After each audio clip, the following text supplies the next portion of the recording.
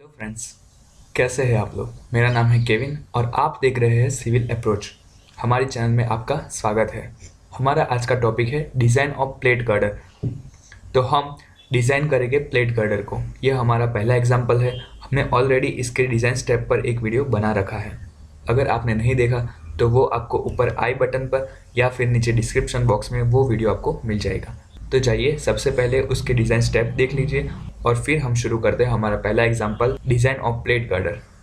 अगर आपको हमारा वीडियो पसंद आ रहा है तो वीडियो को लाइक कीजिए, कमेंट कीजिए और चैनल को सब्सक्राइब करना ना भूलिए। तो चलिए शुरू करते हैं हमारा पहला एग्जाम्पल। आप सभी को एक रिक्वेस्ट है कि वीडियो को आखिरी एंड तक देखिए। आप सभी को प्लेट गर्डर को कैसे डिज़ाइन करना है वो अच्छी तरह से समझ आ जाएगा। तो चलिए शुरू करते हैं हमारा पहला एग्जाम्पल। तो एग्जाम्पल शुरू करते हुए हमें एग्जाम्पल में दे रखा है design a welded plate girder for a simply supported beach deck beam. तो ये हमारा सबसे पहले हमें सिंपली सपोर्टेड दिया है। स्पान दिया है हमें 24 metre with clear span 24 metre. Subjected to dead load 20 kilo newton पर मीटर और लाइव लोड है हमारा 10 किलो न्यूटन पर metre. Two concentrated loads of 200 kilonewton each at 6 meter from end, 6 meter from each end। तो ये हो गया हमारा जो each end है वहाँ से 6 मीटर पर हमें दो concentrated लोड दिए रखे हैं। ये है 200 के।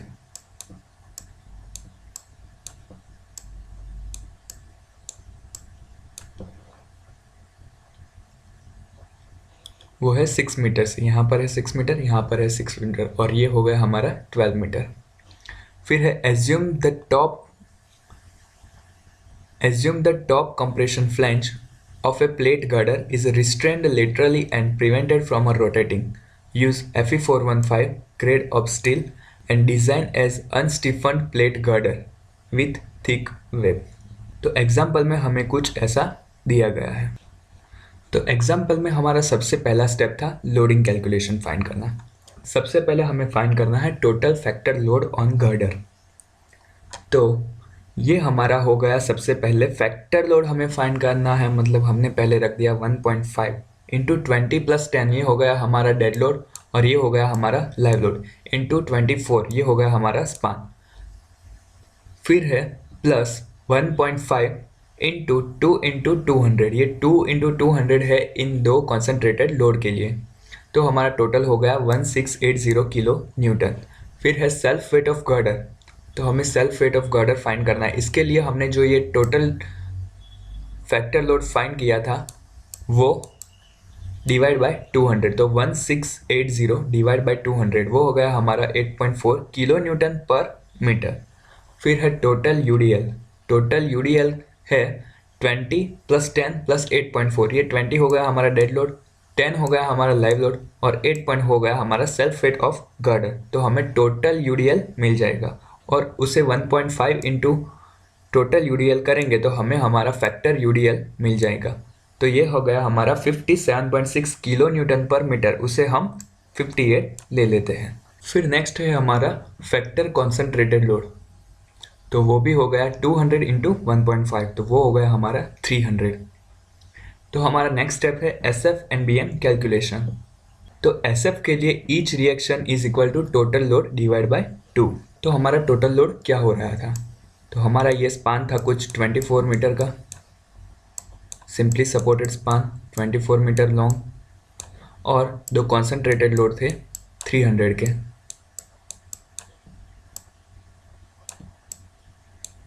ये हमारा फैक्टर था।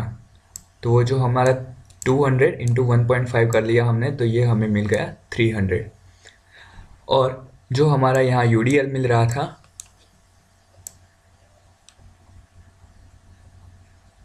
वो था 58। तो ये हो गया हमारा 58 इंटू 24, 58 इंटू 24 और प्लस 300 प्लस 300 जो हमारे कॉन्सेंट्रेटेड लोड थे। तो हमारा R A is equal to R B is equal to 996 kilo newton हमें मिल गया। ये डिवाइड बाय 2 क्यों किया है, क्योंकि ये हमारा सिमेट्रिकल है। तो दोनों सपोर्ट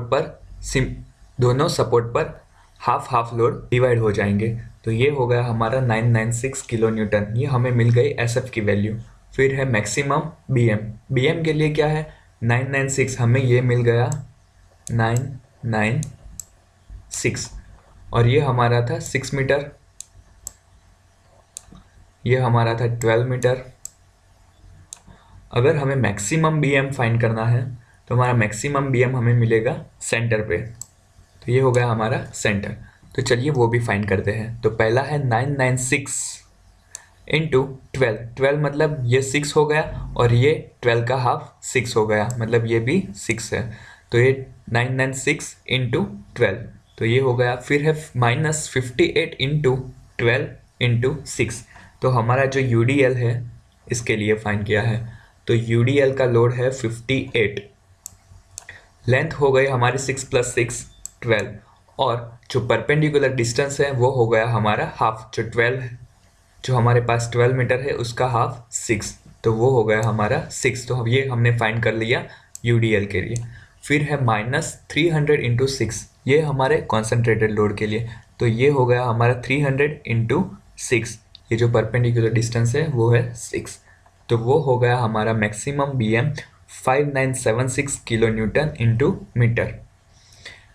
मोमेंट एट C और मोमेंट एट D फाइंड करने की हमें ज़रूरत नहीं है, क्योंकि ये है हमारा सिमेट्रिकल, जो मैक्सिमम BM होगा वो हमें सेंटर पर ही मिलेगा। फिर भी आपको सीखने के लिए हम उसे दिखा देते हैं। तो मोमेंट एट C और moment at D is equal to 996 into 6, 996 into 6, ये जो 6 परपेंडिकुलर डिस्टेंस हो गया वो। फिर है हमारा UDL, तो UDL है 58 इंटू ये हो गया हमारा डिस्टेंस 6, मतलब वो हमें एज अ पॉइंट लोड मिल गया, और वो हमारा डिस्टेंस हो गया हाफ डिस्टेंस 3 मीटर, वो भी हो गया 4932.0 किलो न्यूटन इंटू मीटर। ये हो गई हमारी बड़ी वैल्यू, मतलब ये हमें मिल रहा है ज़्यादा, जो हमारा मैक्सिमम मोमेंट है ये हो गया, तो उसे हम कंसिडर करते हैं। फिर नेक्स्ट स्टेप है हमारा सेक्शन सिलेक्शन। तो यहाँ पर हमें वेब का सेक्शन और फ्लैंज का सेक्शन फाइंड करना है। तो पहले वेब की डेप्थ फाइंड करने के लिए D का फॉर्मूला हमें यहाँ पर दिया गया है, जो है MK/FI होल रेज टू 0.33।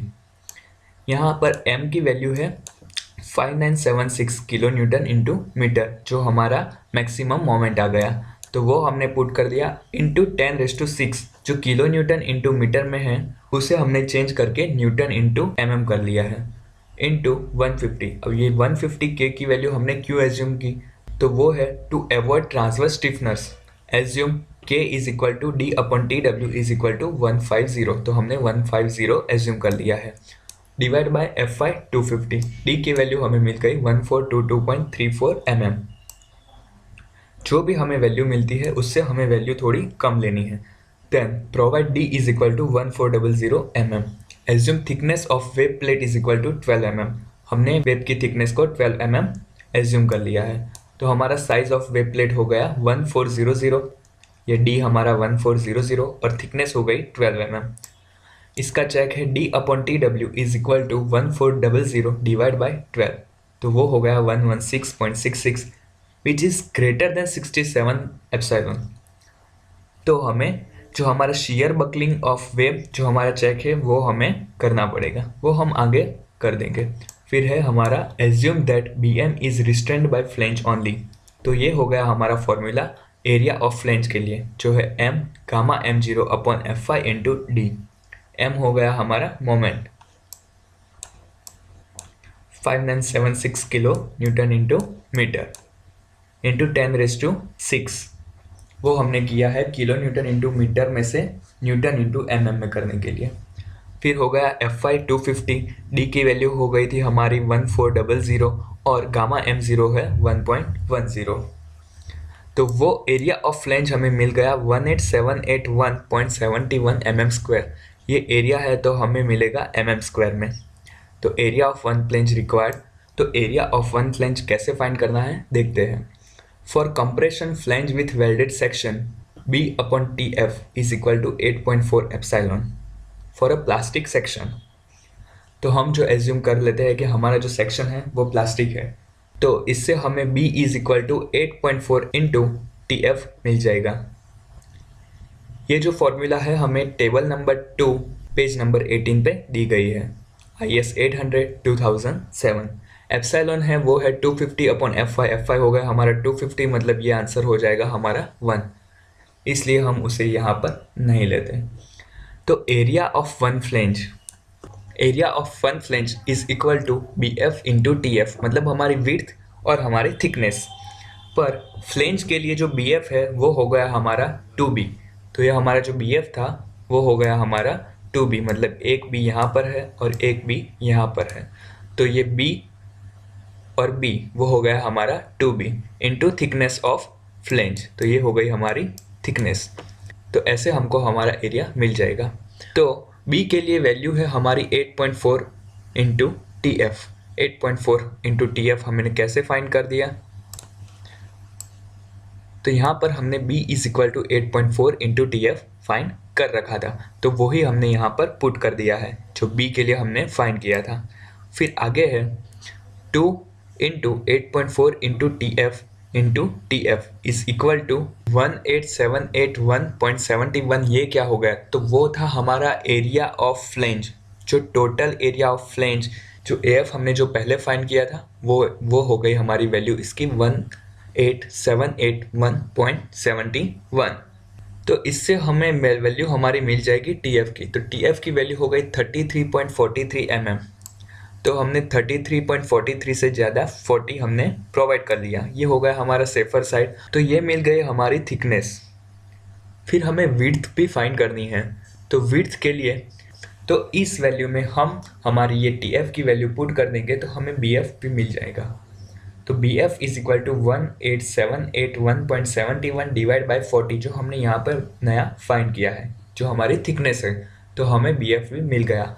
तो हमें 40 और ये 500 दोनों मिल गए, तो हमारी विड्थ हो गई 500 और थिकनेस हो गई 40। तो साइज ऑफ फ्लेंज हमें मिल गया 500 इंटू 40 mm।